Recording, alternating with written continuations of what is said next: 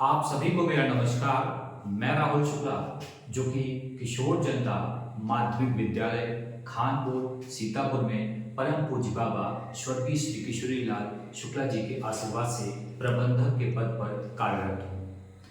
आज यहाँ पर मैं इसलिए आया हूँ क्योंकि हम अपने स्कूल के लिए उन बच्चों के लिए एक नया यूट्यूब चैनल लेकर आए हैं। कई लोगों को ज्ञात होगा कि मेरा किशोर ऑनलाइन क्लासेस के नाम से यूट्यूब चैनल है, जिस पर मैं कॉम्पिटिटिव एग्जाम से रिलेटेड वीडियो बनाता हूँ। किंतु अब मैं बच्चों के हित में और उस विद्यालय के हित में मैं एक नया यूट्यूब चैनल जो कि किशोर जनता माध्यमिक विद्यालय के नाम से चालू कर रहा हूँ। और इस यूट्यूब चैनल का उद्देश्य कहीं भी पैसा कमाना नहीं है। पहली चीज, पैसा कमाना नहीं है। हमारे इस YouTube चैनल का एकमात्र उद्देश्य है कि सर्वजन हिताय के लिए काम करना, शिक्षा के क्षेत्र में काम करना, लोगों के हित की बात करना, उन बच्चों को शिक्षित करना जो पढ़ नहीं पा रहे हैं या उनके पास पैसा नहीं हो पा रहा है, जिनको जानकारी नहीं प्राप्त हो पाती है कई कारणों से। तो मैं एक YouTube चैनल के प्लेटफॉर्म से मैं प्रयास करूंगा कि मैं कक्षा 6 से 10 के बालकों को पढ़ाने का काम करूंगा इस YouTube चैनल के माध्यम से। प्लस उनके लिए जो उपयोगी जानकारी होगी वो मैं उनको देने का पूरा प्रयास करूंगा। इसीलिए मैंने YouTube चैनल बनाने का निर्णय लिया।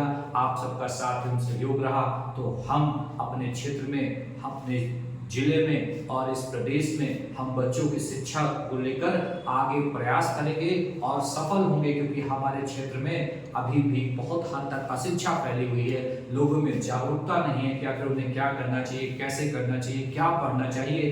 तो मैं इस नए प्लेटफॉर्म से आप चाहता हूं कि उन बच्चों के लिए कुछ विशेष किया जाए। इसके लिए आप सभी का मुझे समर्थन की आवश्यकता पड़ेगी। तो आज यहाँ एक छोटी सी जानकारी के लिए मैं आया हुआ हूं कि वर्तमान समय में मानव संसाधन विकास मंत्रालय द्वारा एक योजना चलाई जा रही है जिसका नाम है NMFS। ये क्या है? तो ये क्या है? National means cum merit scholarship. एक स्कॉलरशिप प्रोग्राम है जिसे शॉर्ट में कहते हैं NMFS।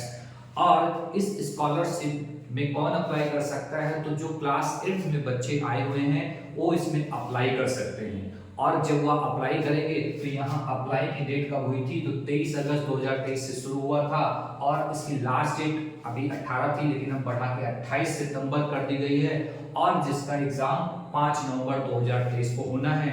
और इस परीक्षा को जो भी बालक या बालिका क्वालिफाई करती है, पास करती है, उसे अगले 4 साल तक प्रत्येक माह 1000 रुपए, अर्थात एक साल में 12,000 रुपए उसको पढ़ने के लिए उसको क्या है, स्कॉलरशिप दी जाए। मतलब अगर हम कहें अगले 4 सालों तक 12,000 रुपए 9, 10, 11, 12 की पढ़ाई करने के लिए उसे प्राप्त होंगे।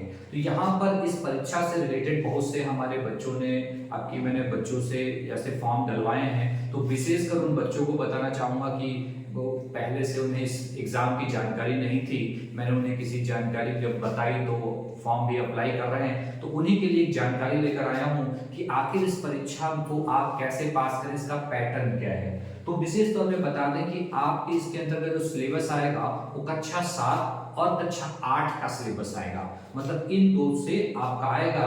तो यहाँ पर अगर हम बात करें तो इसमें क्या होगा, टोटल नंबर्स ऑफ क्वेश्चन कितने प्रश्न होंगे? 180 प्रश्न होंगे, जिन्हें 2 खंडों में विभाजित कर दिया जाएगा, 90 प्रश्न और 90 प्रश्न, जिसके लिए आपको समय भी कितना दिया जाएगा? 3 घंटा, अर्थात 180 मिनट दिया जाएगा। मतलब प्रत्येक एक प्रश्न के लिए 1 मिनट का समय निर्धारित किया जाएगा। इसे 2 खंडों में विभाजित कर दिया जाता है।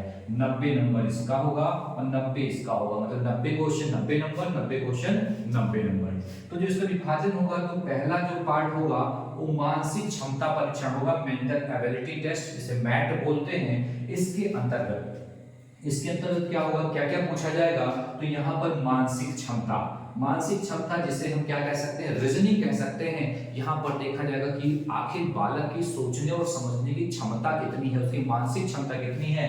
तो मानसिक क्षमता से 45 प्रश्न आएंगे जो कि महत्वपूर्ण यहाँ पर रहेंगे बालकों के लिए, उनके सिलेक्शन के लिए। उसके अलावा अंग्रेजी कुशलता, अंग्रेजी में कितने कुशल हैं, उससे 20 प्रश्न आएंगे और हिंदी दक्षता से 25 क्वेश्चन आएंगे। तो अगर हम इस मैथ वाले पार्ट से बात करें जो 90 क्वेश्चन कुल आने हैं, जिनमें से 45 प्रश्न तो सिर्फ रीजनिंग के रहेंगे, तो यहाँ पे रीजनिंग आपके लिए महत्वपूर्ण बन जाती है। और जो दूसरा खंड है, दूसरे खंड में क्वेश्चन आएंगे सैट से, एसएटी शैक्षिक योग्यता परीक्षण। शैक्षिक योग्यता का तात्पर्य है कि जो कक्षा 7 और 8 में आपने क्या किया है, विज्ञान पढ़ा है, विज्ञान से 35 प्रश्न आएंगे, इसका भी बहुत रोल रहेगा। और सामाजिक विज्ञान से 35 प्रश्न आएंगे, इसका भी महत्वपूर्ण रोल रहेगा। और गणित से भी कितने, 20 प्रश्न आएंगे। इस तरीके से कुल मिलाकर 90 प्रश्न यहाँ पर आएंगे। तो टोटल परीक्षा 180 प्रश्नों की रहेगी, 180 मिनट ड्यूरेशन, मतलब 3 घंटे की ड्यूरेशन होगी। और इसको सिलेबस मैं बाद में इसका सिलेबस भी आपको बताऊंगा और प्रयास करूंगा कि मैं ऑनलाइन वीडियोस के माध्यम से आपको बताने का प्रयास करूं कि आखिर कौन कौन से टॉपिक्स को आप पढ़ें और कैसे पढ़ें। कोशिश करूंगा कि मैं आपको एग्जाम से पहले तक कुछ बेहतर पढ़ा सकूं, जिससे आपका ये एग्जाम आसानी से क्वालिफाई हो सके। क्योंकि यहाँ पर पूरे प्रदेश के बहुत से स्टूडेंट पार्टिसिपेट करेंगे, तो एक टास्क तो कठिन है, क्योंकि अवेयरनेस की बात है, क्योंकि इससे पहले हो सकता है आपको इतनी अवेयरनेस किसी ने ना दी हो। किंतु हमारा लक्ष्य क्या है, इस एग्जाम को पास करना, क्योंकि आप पास करेंगे तो आगे आपको मोटिवेशन मिलेगा, आगे जाने का चांस मिलेगा और स्कॉलरशिप पाने का चांस रहेगा।